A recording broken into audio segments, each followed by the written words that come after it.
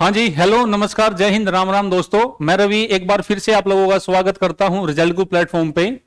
आज की जो हमारी वीडियो होने वाली है वो होने वाली है भाई जो पीजीटी फिजिक्स जो लेवल 3 का हमारा एचटेट होता है उसके सिलेबस में मार्किंग स्कीम के बारे में, आपका एग्जाम पैटर्न क्या रहेगा, आपका वेटेज क्या रहेगी भाई, किस कहां से कौन सी क्लास से कितने क्वेश्चन हमारे पास वहां पे पुटअप हो गए, क्या कुछ रहेगा। आज हम सारे इस वीडियो में क्या करेंगे, कवर करेंगे। जो कि अभी फॉर्म पब्लिश होने वाले हैं एचटेट के हमारे पास कि लगभग नवंबर या दिसंबर में आप लोगों का एग्जाम ले लिया जाएगा। और ये लगा लो कि पूरे पूरे चांस है कि जो पीजीटी में हमारी वैकेंसी आई हुई है उसमें मतलब पूरे पूरे चांस है कि वो आप लोगों को मौका दें कि जो अपीयरिंग में है अभी एस्टेट वाले वो मौका दें कि भाई अगर आपका मेंस तक या कभी मतलब जो भी जिस टाइम पे एग्जाम लेंगे मेंस तक आपका प्री क्लियर होता है या फिर आपका स्टेट क्लियर होता है तो आप लोगों को मेंस में बैठने दिया जाएगा। कुछ कुछ ना कुछ एक कंडीशन आपकी रखेंगे, वरना फिर वही है बच्चे तो केस करने में माहिर नहीं, वो आगे उसको चीज को वहां तक लेके जाएंगे कि भाई हमारे को मौका मिलना चाहिए क्योंकि वैकेंसी अब आ गई एक साल के अंदर अंदर। नेक्स्ट वैकेंसी कब आनी है वो कुछ कह नहीं सकते। अभी ये वैकेंसी कितने जल्दी पूरा कराएंगे ये इनके ऊपर है भाई, ठीक है। तो आज का जो हमारा टॉपिक रहेगा वो रहेगा भी एचसेट के अंदर जो पीजीटी फिजिक्स का जो हमारा सिलेबस है वो क्या रहेगा, एग्जाम पैटर्न क्या रहेगा, एलिजिबिलिटी क्राइटेरिया क्या रहेगा, वो चीज हम यहाँ पे क्या करेंगे, डिस्कस करेंगे, ठीक है।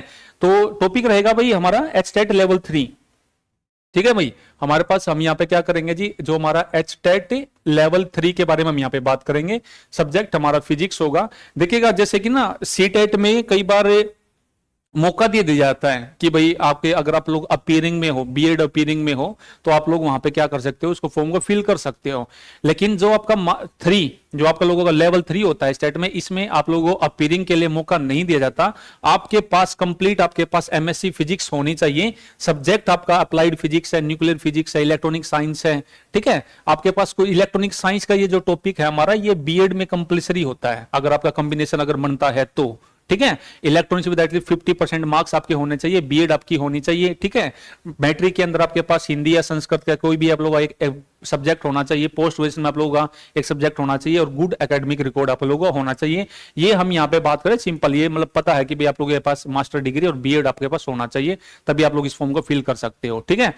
एक जो सबसे इंपॉर्टेंट बात है वो आप लोगों को क्या ध्यान में रखने की है कि जो आप लोगों के बीएससी के अंदर जो आपका सब्जेक्ट कॉम्बिनेशन है ना, वो सब्जेक्ट कॉम्बिनेशन आपका एमएससी के साथ मैच होना चाहिए। ये बात आप लोग यहां पे ध्यान रखना, वरना आगे जाके डॉक्यूमेंट वेरिफिकेशन में इस चीज का इशू क्रिएट होता है।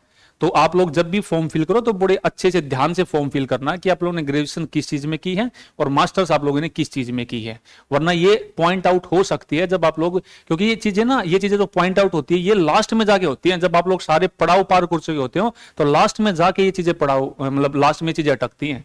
तो सब्जेक्ट कॉम्बिनेशन मास्टर और बैचलर का आप लोगों को बड़ी ध्यान से फिल करना अपने उसके अंदर, ठीक है। लास्ट टाइम जो वैकेंसी निकली थी पीजीटी फिजिक्स की एचपीएससी में 5 या 6 बच्चों को बाहर निकाल दिया गया था। सब्जेक्ट मेरे को याद नहीं है, डॉक्यूमेंट वेरिफिकेशन में बाहर निकाल दिया गया था कि आपका ये चीज हमारे पास एलिजिबल नहीं हो, आप रिकॉग्नाइज यूनिवर्सिटी नहीं थी या क्या कोई भी कारण था। तो आप लोग यहाँ पे इस चीज का स्पेशल विशेष ध्यान रखें भाई, ठीक है।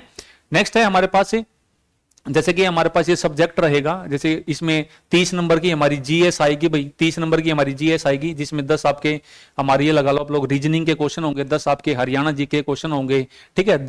10 आपके जनरल अवेयरनेस के क्वेश्चन होंगे, उसमें साइंस फिजिक्स केमिस्ट्री जो भी वो चीज हमारे पास आएगी। ये टोटल 30 नंबर का हमारे पास रहेगा, ठीक है। 30 नंबर की आप लोगों की पेडागोगी आएगी और हिंदी और इंग्लिश 15-15 नंबर की आप लोगों की आएगी और 60 नंबर का आपका टोटल क्या आएगा जी, सब्जेक्ट आएगा, ठीक है। अब यहाँ पे जो खेल खेलना है वो क्या खेल खेलना है, ये चीज हमारे पास ऐसी है कि अगर आप लोग सब्जेक्ट में खेल गए ना तो ये ध्यान रखना कि आपके पूरे चांस हो जाएंगे, आपका एचटेट लेवल 3 क्लियर हो जाएगा। इसमें जो बात ध्यान में रखने की है, हमने यहां पे बीएससी तक का नहीं पढ़ना है, ये ध्यान रखना, ठीक है। अब बड़ी आराम से आप लोग यहां पे ये लगा लो 50 नंबर तक का आराम से यहां पे स्कोर कर सकते हो। उसका रीजन क्या रहेगा, उसके पीछे की तैयारी आप लोगों की क्या रहेगी कि एचटेट जो आज तक क्वेश्चन पूछता है ना, ये ध्यान रख लेना, वो आप लोगों की 11th क्लास की फिजिक्स है। ये बात ध्यान रखना भाई, आप लोगों की क्या है जी, 11th क्लास की फिजिक्स की बात करते हैं और 12th क्लास की फिजिक्स की अगर हम यहां पे बात करते हैं तो यहां से आपके 45 से 48 क्वेश्चन तक पूछे जाएंगे। ये बात ध्यान रखना, 45 से 48 क्वेश्चन तक आप लोगों के यहां से पूछ सकता है, और मतलब पूछ कैसे था, पूछता है, हर साल पूछता है।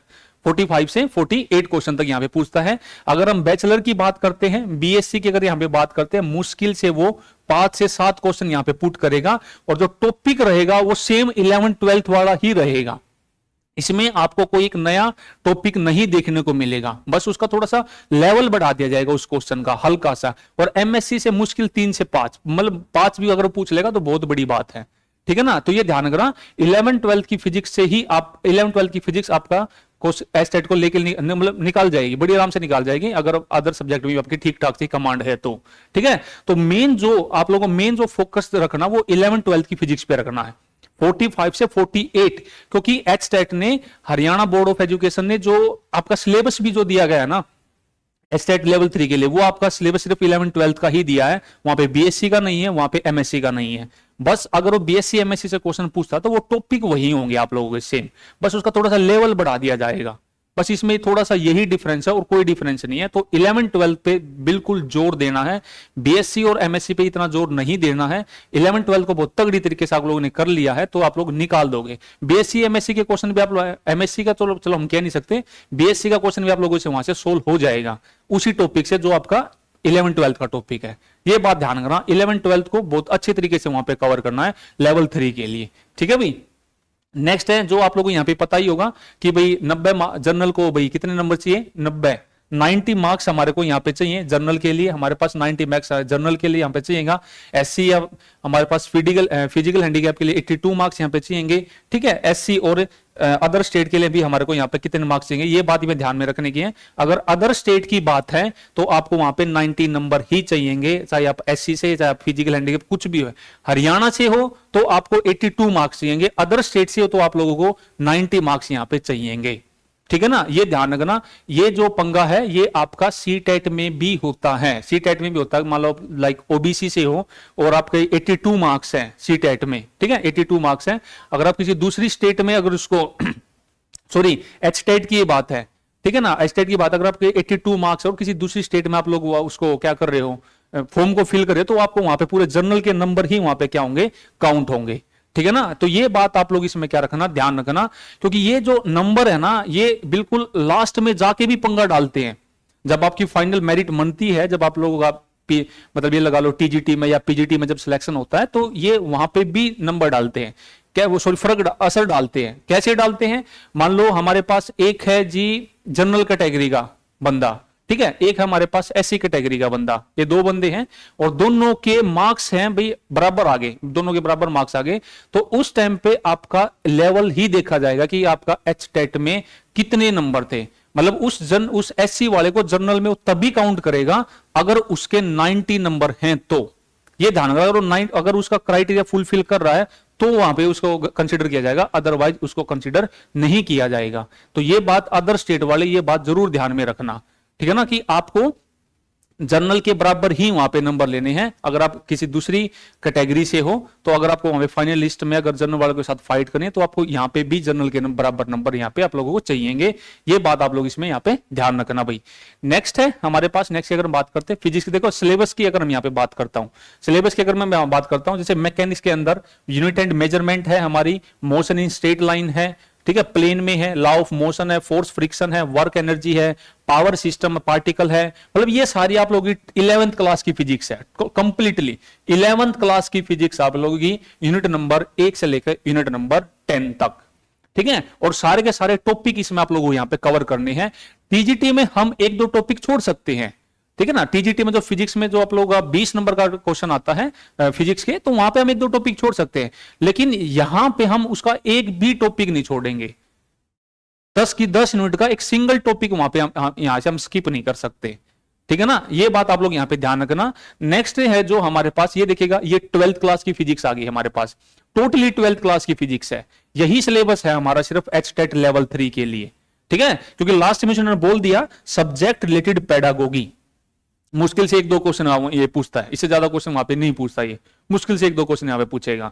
तो टोटली आपकी देखो 12th क्लास की फिजिक्स है, चाहे एसी करंट है, चाहे हमारे पास मैग्नेटिक इफेक्ट है, इलेक्ट्रोस्टैटिक है, कोई भी है, सिंगल टॉपिक यहां से स्किप करके नहीं चलेंगे। सिर्फ और सिर्फ 40 से 48 क्वेश्चन तक, 45 से 48 क्वेश्चन तक आपके 11th 12th से ही लगने वाले हैं यहाँ पे, ठीक है, और ठीक ठाक लेवल की, इतने ज्यादा भी नहीं बिल्कुल ही वो बहुत हार्ड लेवल का आप लोगों से क्वेश्चन पूछेगा, बोल एक ठीक ठाक है मॉडरेट लेवल के क्वेश्चन आप लोगों से पूछा जाएगा।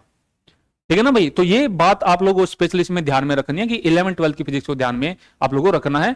हमारी जल्दी ही एक सीरीज स्टार्ट होगी रिजल्ट ग्रुप पे, जहां पे आप लोगों को एचटेट लेवल 3 और एचपीएससी पीजीटी स्क्रीनिंग के आप लोगों को एमसीक्यू कराए जाएंगे प्रैक्टिस के लिए।